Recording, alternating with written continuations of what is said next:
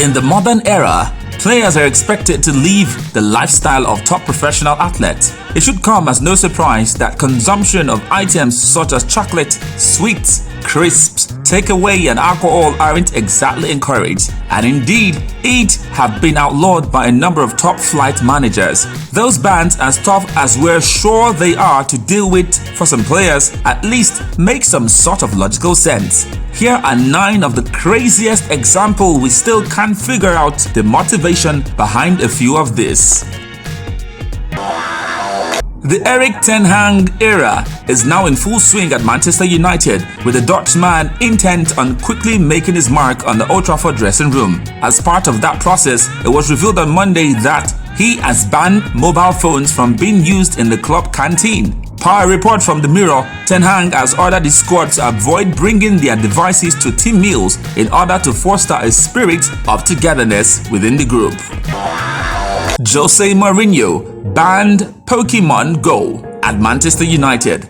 Jose was apparently fine with his players using their phones at Old Trafford, but had an issue with how much time certain members of his squad were spending on Pokemon Go app trying to capture characters from the remade 90s sensation. So concerned was the Portuguese boss about the impact of the game on his team's performance that in July 2016, he ordered his men to stay away from the game for at least 48 hours before a match day. Pep Guardiola banned sports cars from the Barcelona training ground. Can you imagine that? Sport cars and top-tier footballers go hand in hand. Once a player makes it to the big game, it's not uncommon for one of the first purchases to be a lavish vehicle in which they can travel in style. Seemingly fed up with player egos during his time at Barcelona boss, Pep slapped a ban on stars driving to training in luxury motos. Guardiola wanted life at the club to revolve around football rather than money. Most took it in their strides, except shock horror Zlatan Ibrahimovic. Former Wales manager Josh Toshak banned gravy from tin meals. We understand the reason why coaches might not want their players to tuck into a pizza or a kebab before a big match, but we struggle to see the problem with a splash of gravy. Toshak certainly wasn't a fan though, and after taking the Welsh job for a second time in 2004, he removed it from the squad's dining room. Writing in the 2014 autobiography, midfielder Robbie Savage admitted he was far from happy after the situation and quickly set about protesting. Savage, after the protest, was dropped from Toshak's squad shortly afterwards. Jackie McNamara banned toast at Dundee United. Not the humble piece of toast. Surely one of the McNamara's first charges after arriving at Tannadice in 2013 was to get rid of the toasters at the ground. A strange choice though, but each to their own. Keen to promote healthy eating to his squad, McNamara was publicly backed up by his chairman Stephen Thompson. Unfortunately, we've not been able to confirm what McNamara's policy on traditional sandwiches was. Giovanni Trapattoni banned mushrooms while Republic of Ireland boss. The last of a strange trio of banned foodstuffs. Veteran Italian manager Trapattoni was reportedly stunned into silence for several seconds when he witnessed the amount of mushrooms his Irish squad were eating in the build-up to matches. Per the Irish Times, Trapattoni soon instructed his players to eliminate the vegetable from their diet due to concerns over what overconsumption might do to their bodies. Trapattoni left the role in 2013 when presumably the Irish squad was free to enjoy the occasional mushrooms now and then. Neil Lennon banned beanie hats at Bolton on a cold Lancashire morning.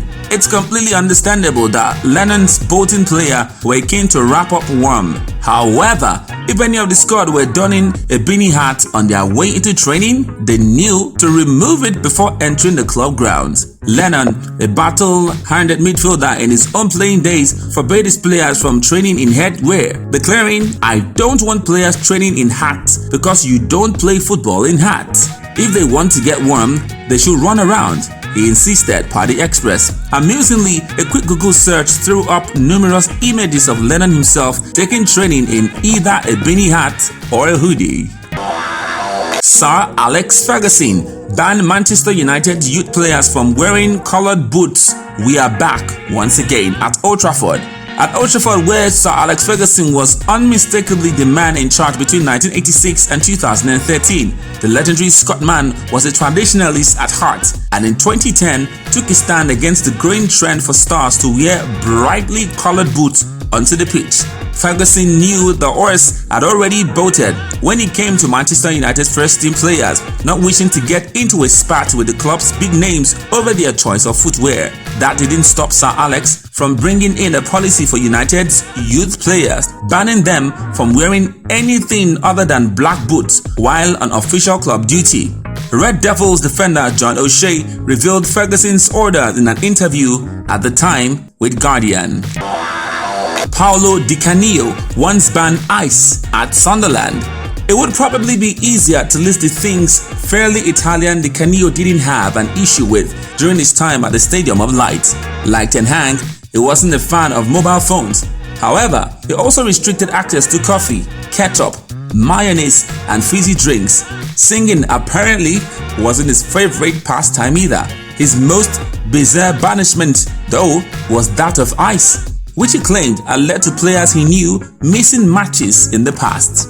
Gone are the days of a player coming and boasting about drinking 7 beers the night before, he declared in August 2013 per the Metro. Now, they arrive an hour early for training, and we have lectures about why we can't have everyday things like mayonnaise, ketchup, and ice. They can cause chemical problems to the liver, to the stomach. If you have ice with Coke, you can have indigestion. Sunderland once had to ban one of their players from traveling to space. England playmaker Jack Grealish attracted plenty of attention for his high-profile journeys to Ibiza and Las Vegas earlier this summer. That's nothing compared to the potential plans of former Sunderland midfielder Stefan Schwarz when he arrived in Northeast in 1999.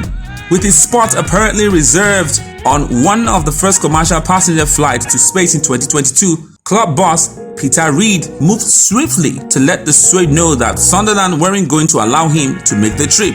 One of Schwarz's advisors has got one of the places on the commercial flights, and we were worried that he may wish to take Stefan along with him. So we thought we'd better get things tied up now rather than at the time of the flight, said the Sunderland chief executive John Flickin per BBC Sport. The situation led to fans dubbing Schwarz the spaceman, although 20 years on, he hasn't made the trip to space yet.